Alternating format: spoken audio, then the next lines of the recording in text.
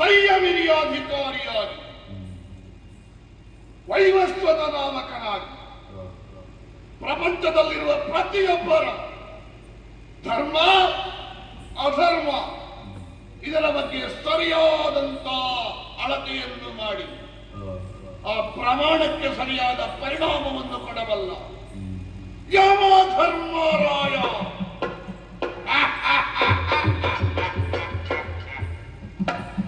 ಯಾವನ ಲೆಕ್ಕದಲ್ಲಿ ಆದ್ರೂ ಆ ಕಡೆ ಈ ಕಡೆ ಆದಿತ್ತು.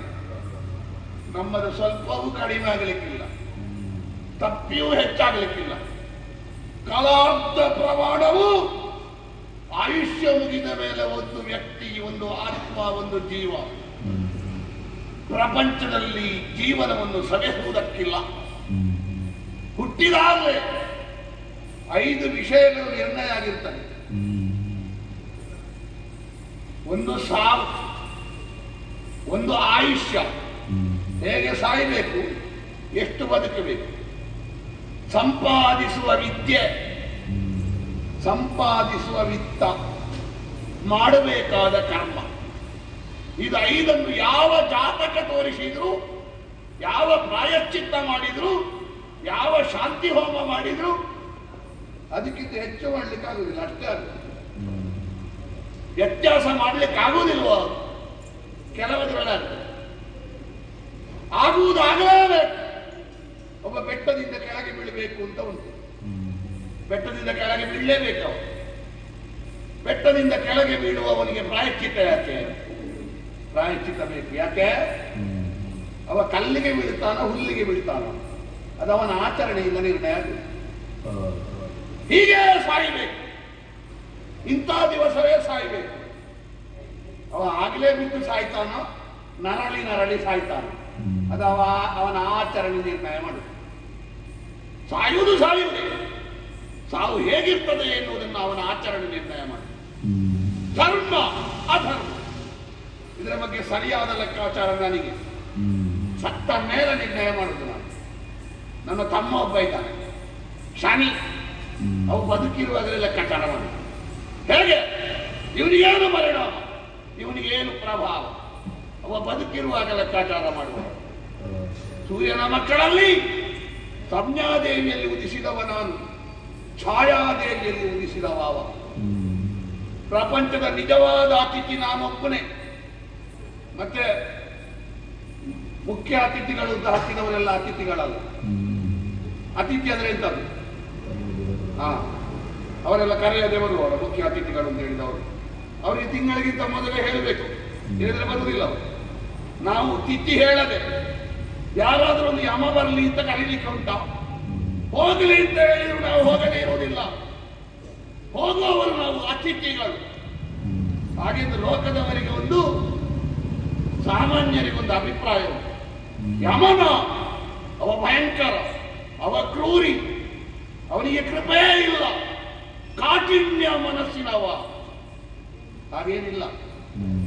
ನಾವು ಕೆಟ್ಟವರಿಗೆ ಮಾತ್ರ ರುದ್ರ ಸ್ವರೂಪಿಗಳು, ನಾವು ಒಳ್ಳೆಯವರಿಗೆ ಸೌಮ್ಯ ಸ್ವರೂಪಿಗಳು. ನಮ್ಮದು ಯಾವ ರಾಗವೂ ಇಲ್ಲ, ಯಾವ ದ್ವೇಷವೂ ಇಲ್ಲ. ಜೀವನ ಆಚರಣೆಗೆ ಸರಿಯಾಗಿ ನಮ್ಮ ಪ್ರತಿಕ್ರಿಯೆ. ನಾನು 4 ದಿಕ್ಕಿನಲ್ಲಿಯೂ ಗೋಚರಿಸ್ತೇನೆ. ಈ ಸಂಯಮಿನಿಗೆ 4 ದ್ವಾರ ಉಂಟು. ಪೂರ್ವದ್ವಾರದಲ್ಲಿ ಸತ್ಪುರುಷರ ಮುಂಭಾಗದಲ್ಲಿ ಕಾಂತಿಯುಕ್ತವಾದ ಕಾಲ ಸ್ವರೂಪನಾಗಿ ಕಾಣಿಸ್ತೇನೆ. ಪಶ್ಚಿಮ ದೆಸೆಯಲ್ಲಿ ಸಜ್ಜನರಿಗೆ ದಾರ್ಶನಿಕನಾದ ವೈವಸ್ವತನಾಗಿ ಕಾಣಿಸ್ತೇನೆ. ಉತ್ತರ ದಿಕ್ಕಿನಲ್ಲಿ ಪುಣ್ಯಾತ್ಮರಿಗೆ ಅನುಗ್ರಹ ಇರುವಂತ ಧರ್ಮ ಸ್ವರೂಪನಾಗಿ ಕಾಣಿಸ್ತೇನೆ.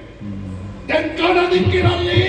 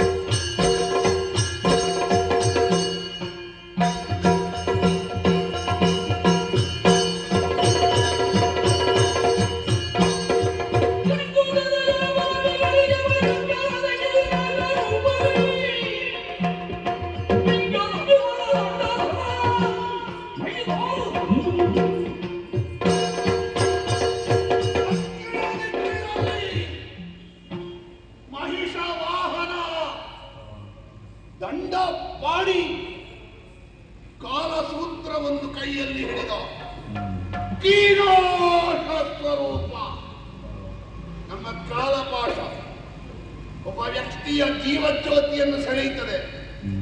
ಯಾವುದರಿಂದ ಸೆಳೆಯುತ್ತದೆ? ಚೇತನಾಮಯ ಶರೀರದಿಂದ ಸೆಳೆದು ಯಾತನಾಮಯ ಶರೀರಕ್ಕೆ ಕೊಂಡು ಹೋಗ್ತದೆ. ಯಾವನು ಪಾಪಿ ಇದ್ದಾನೋ ಅವನಿಗೆ ಯಾತನ ಅನುಭವಿಸುವುದಕ್ಕೆ ಕೊಡುವ ಅಥವಾ ಅವನ ಆತ್ಮದ ಸ್ಥಾನವನ್ನು ವ್ಯತ್ಯಸ್ತಗೊಳಿಸುವ ಮಾಧ್ಯಮವೇ ಈ ಕಾಲಪಾಶ. ಕಾಲಸೂತ್ರ. ಯಾರು ಎಷ್ಟು ಮಾಡಿದ್ದಾನೆ, ಯಾರದ್ದು ಎಷ್ಟು ಒಳ್ಳೆಯದು, ಯಾರದ್ದು ಎಷ್ಟು ಕೆಟ್ಟದ್ದು, ಇಲ್ಲಿವರೆಗೆ ಬರಲೇಬೇಕು. ಕೆಲವು ಅಪವಾದಗಳನ್ನು ಬಿಟ್ಟು, ಕೆಲವರೆಲ್ಲ ನೇರ ವೈಕುಂಠ ಕೈಲಾಸಕ್ಕೆ ಹೋದವರಿದ್ದಾರೆ, ಅವರನ್ನು ಬಿಟ್ಟು ಉಳಿದವರು ಇಲ್ಲಿ ಒಮ್ಮೆ ಬಂದು ಒಳ್ಳೆಯವಾದರೆ ಸ್ವರ್ಗಕ್ಕೆ, ಕೆಟ್ಟವಾದರೆ ಈ ನರಕಲೋಕದಲ್ಲಿ ಅನುಭವಿಸಲಿಕ್ಕೆ. ಕೆಲವೊಮ್ಮೆ ಒಳ್ಳೆಯದು ಕೆಟ್ಟದ್ದು ಎರಡೂ ಇದ್ರೆ ಪ್ರಮಾಣ ಏನು ಅಂತ ನೋಡಿ ಕೆಟ್ಟದ್ದಕ್ಕೆ ಬೇಕಾದ ಪರಿಣಾಮ, ಒಳ್ಳೆಯದಕ್ಕೆ ಬೇಕಾದ ಫಲ ಎರಡನ್ನು ಕೊಡುವ ಲೆಕ್ಕಾಚಾರ ಮಾಡುವವನಾನೆ ಸಮವರ್ತಿ. ಒಬ್ಬ ವ್ಯಕ್ತಿ ಹುಟ್ಟಿನಿಂದ ಸಾಯುವವರೆಗೆ ಅವನ ಬೆನ್ನಿನ ಹಿಂದೆ ಇದ್ದೇನೆ ನಾನು.